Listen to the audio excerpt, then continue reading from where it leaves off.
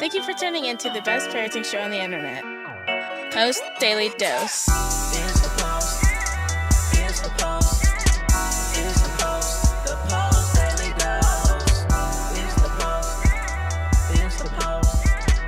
It's the Post. The Post Daily Dose. It's the Post. It's the Post. Hey there, y'all. Happy Sunday.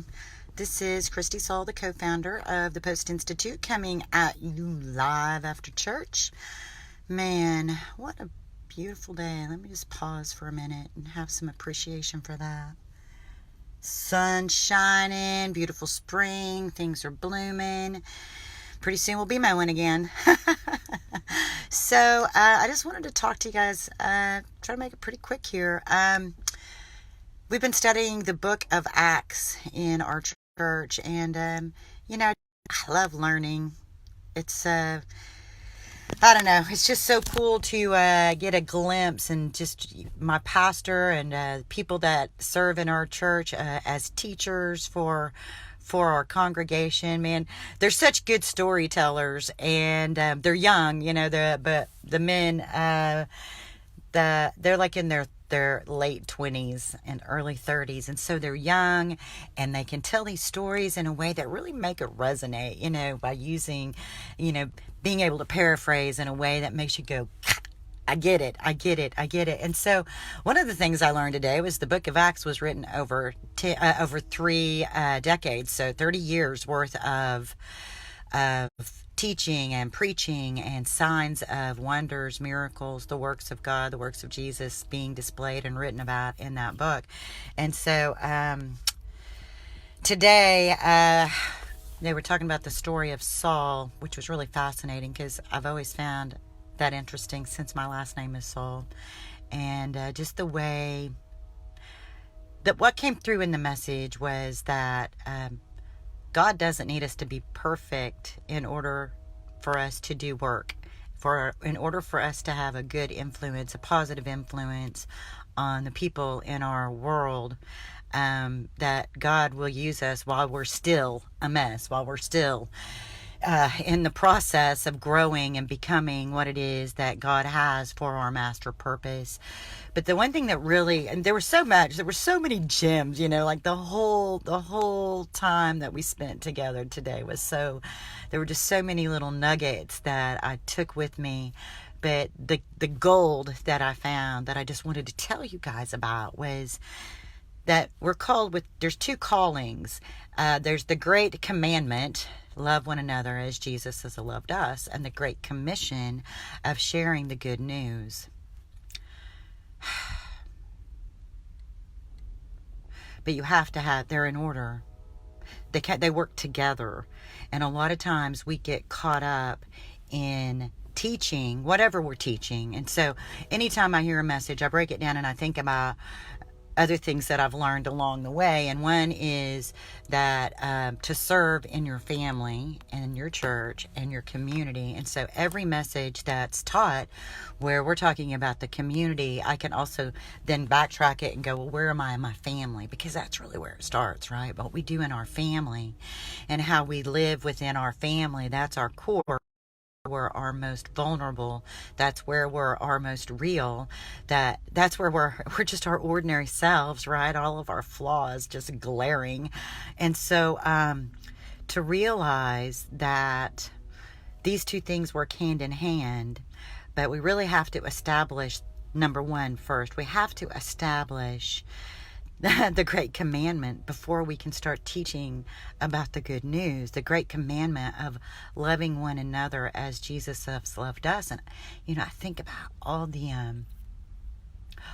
hate that's spewed in the name of religion, and I realize how caught up people get in the Great Commission, but we lose the first commandment, the greatest commandment of loving one another as Jesus has loved us. So I want to encourage you guys to step back a little bit, take those deep breaths. 1, the power of love is always there. It's always present. It's always just right there waiting for us to tap into it.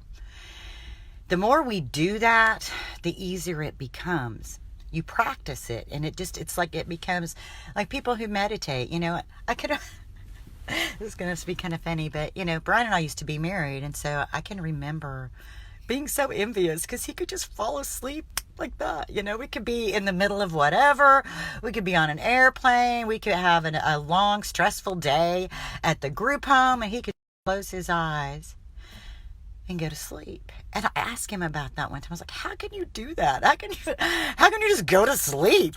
I mean, how can you not be worried about all this stuff and all this stuff be going through your head? Right? How can you just go to sleep? He said, because I have practiced meditation so much that I just can drop into that quiet place in my being. It's an exercise. I've exercised that so much that I can just drop into it. I can just close my eyes, take some deep breaths, and just quiet everything, and know that it's, if I want to come back and think about that tomorrow, whatever I really need to focus on, it's going to be right there for me tomorrow. I can just quiet my being and go right to sleep. So we can practice. The more we practice connecting with love, connecting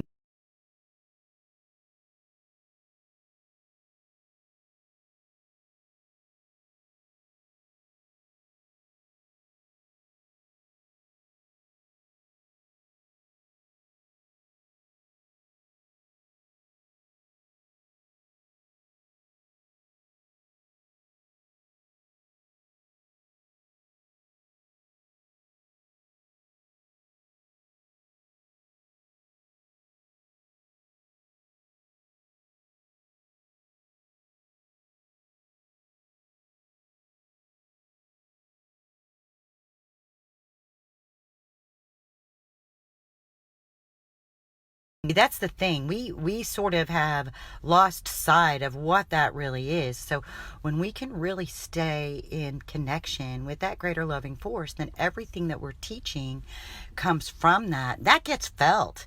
We are felt by the people around us more than we are heard. We are felt and we are seen. So how you teach is really more about how you're walking through life and how you are carrying the love that is available to us to tap into. If you're anxious and worried, that's going to be what's felt. That's going to be what you're contributing to the environment around you. And so I'm coming here tonight just being an encourager. Work that muscle. It's like working a muscle of quieting your mind. Our emotions, they get swayed. They're like a palm tree in the wind, right? So we just have to learn how to quiet that, learn how to ride those waves. Take those deep breaths. That gives oxygen to your brain, oxygen to your system. That helps our thinking become less distorted and confused. We know that when we hold our breath, that's one of the first things that happens when we're stressed out. We hold our breath, and in that space, our thinking becomes distorted and confused. So we practice these things outside of the moment.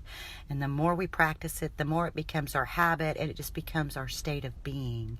So, first things first. So the first thing we have to just focus on is walking in that space of love. So much love to you guys. Enjoy your family. Every now and then throughout the day, just pause. Take a deep breath. Let the love that you have for them just emit from you, whether you're standing there cooking your family dinner or doing dishes, or maybe you're outside doing yard work, or maybe you're outside playing some ball or playing some chase, or just catching some sun rays, taking a nap.